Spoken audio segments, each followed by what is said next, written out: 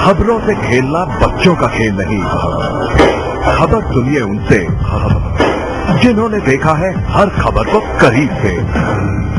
बेहिचक, अचूक, सच, सुधीर चौधरी, सिर्फ लाइव इंडिया पर।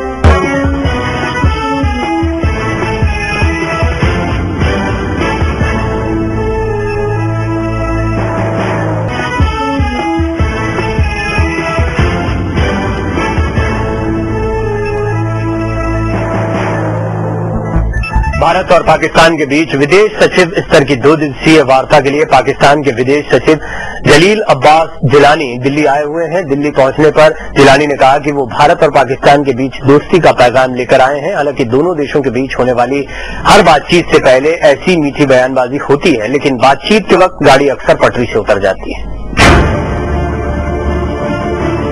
मुंबई हमलों के बाद भारत और पाकिस्तान के बीच ये छठी वार्ता होगी, जिसमें एक बार फिर दोनों देशों के बीच भरोसा कायम करने के रास्तों पर चर्चा होगी। पाकिस्तान के विदेश सचिव जलील अब्बास जिलानी विदेश सचिव स्तरीय वार्ता के लिए दिल्ली पहुंच गए हैं और उनका दावा है कि वो भारत के लिए अमन का पैगाम लेकर आए हैं।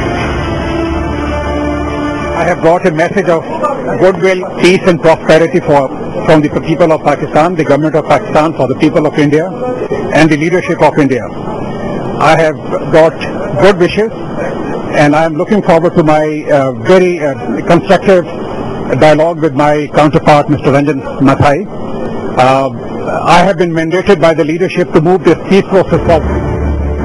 4 और 5 जुलाई को भारत और पाकिस्तान के बीच विदेश सचिवों के बीच ये वार्ता तब हो रही है जब भारत और पाकिस्तान के बीच अबू जिंदाल को लेकर आरोप प्रत्यारोप का दौर चल रहा है।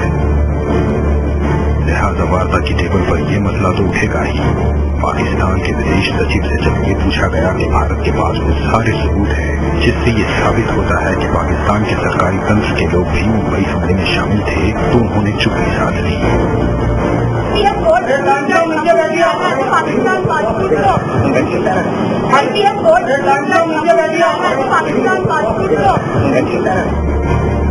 उधर पाकिस्तानी विदेश सचिव ने भारतीय सरजमीन पर कदम रखते ही एक विवाद खड़ा कर दिया।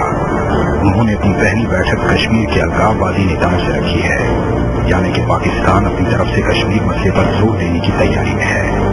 लिहाजा दोनों ओर की तैयारियों को देखकर यही लगता है कि वार्ता शायद ही किसी नतीजे तक पहुंच पाएगी।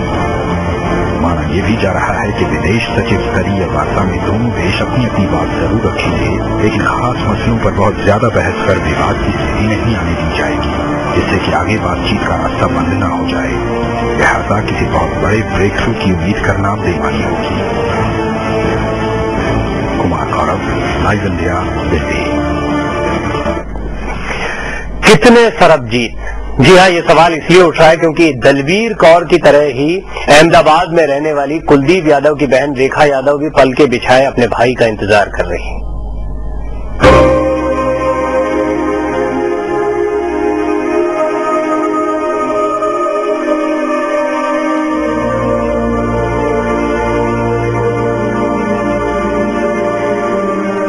एक बहन को अपने भाई का इंतजार है। उसने कसम ली है कि जब तक भाई नहीं आएगा तब तक मैं शादी नहीं करूंगी। अहमदाबाद के कुलदीप की कहानी भी सरबजीत सिंह जैसी ही है।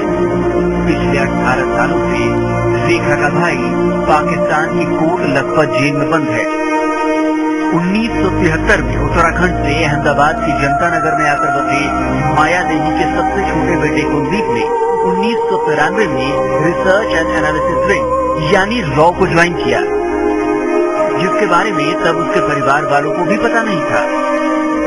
1994 में एक दिन घर से कुलदीप सिर्फ ये कहकर निकला कि वो दिल्ली जा रहा है।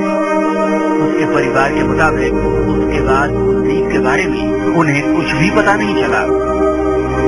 फिर अचानक एक दिन करीब 5 साल बाद 1999 में कुलदीप की मां माया देवी को पाकिस्तान से चिट्ठी मिली, जो खुद कुलदीप ने ही लिखी थी। उसमें लिखा था कि वो पाकिस्तान की कोट लखपत जेल में पिछले कुछ सालों से बंद है। वो रॉ के एक मिशन पर निकला था और पाकिस्तान की जासूसी करते हुए पकड़ा गया। कुछ समय के बाद पाकिस्तान की जेल से छूटकर आए एक मछुआरे ने माया देवी को कुलदीप का संदेश लाकर दिया और बताया कि जेल में वो किस तरह की यातनाएं भुगत रहा है। उसके बाद कुलदीप की मां माया देवी अपने बेटे की रिहाई के लिए मुख्यमंत्री से लेकर प्रधानमंत्री तक हर किसी का दरवाजा खटखटाती रही और अपने बेटे की वापसी की राह देखते देखते करीब 6 महीने पहले उन्होंने दम दिया। मेरे मदर फादर भाई को याद करते करते मर के भी चले गए, लेकिन मदर फादर ने मतलब यहाँ से कोई यहाँ से लेके और दिल्ली तक ऐसा नहीं है कि कहीं ना गए, हर जगह गए हैं, मिले हैं, तो उसका कोई निकाल ही नहीं आया। कुलदीप की मां माया देवी और बहन रेखा ने 1999 में तत्कालीन प्रधानमंत्री, रक्षा मंत्री, उप प्रधानमंत्री और गांधीनगर के सांसद लाल कृष्ण आडवाणी तक से गुहार लगाई।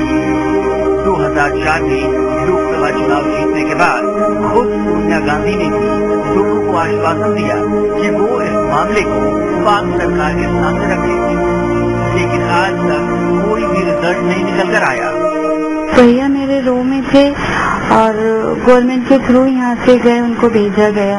ये 94 में वहाँ पे गए, वहाँ 94 में गए तब वो अरेस्ट हुए वहाँ पे। लेकिन जब हमें पता चला तब से हम लगातार अभी कार्रवाई कर रहे हैं, अपने मिनिस्टरों को भी मिले, लेटर वगैरह दिया, सब किया, लेकिन अभी तक उसका कोई निकाल नहीं आया। मैं तो ये कहती हूँ कि हमारी गवर्नमेंट ही अच्छी नहीं है, हमारी गवर्नमेंट ही खराब है। अगर गवर्नमेंट अच्छी हो तो अपने इंसान को वहाँ रखे नहीं। हमें वहाँ से जेलों में से काफी लेटर आते हैं, उसमें कुलदीप यादव का लेटर आता है, सरबजीत का भी लेटर आता है और उनका वहाँ से मतलब उनके पोस्ट, उनके वहाँ से सिक्का लगा हुआ आता है। लाहौर कोट लखपत जेल से हमें लेटर आते हैं कि हमें छुड़वाया जाए। एक हमें लेटर आया, उन्होंने chief justice supreme court Pakistan को लेटर लिखा, हम इस जेल में बंद है, हमें छुड़वाया जाए। हमने राइट टू इन्फॉर्मेशन मांगा, अगर ये 25 आदमियों का स्टेटस किया है कि किस गुनाह के अंदर पाकिस्तान जेल में बंद है, तो राइट टू इन्फॉर्मेशन में गवर्नमेंट ने उनका तो कोई जवाब नहीं दिया और उन्होंने अलग से 51 का दूसरा लिस्ट दिया जो पाकिस्तान की जेलों में बंद है। तो मुझे मतलब एक बात समझ नहीं आती कि भारत सरकार के पास पूरा कोई ब्यौरा नहीं है, ना कोई डेटा है कि कितने लोग पाकिस्तान की जेलों में बंद हैं। पाकिस्तान की जेल में बंद 30 साल बाद घर वापस आ गए और सरबजीत की रिहाई के लिए भारत सरकार से लेकर आम जनता तक पाकिस्तानी सरकार से गुहार लगा चुके हैं।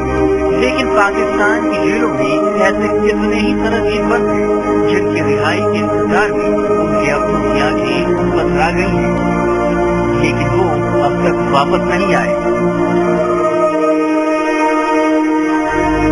Bureau report, live India, Ahmedabad.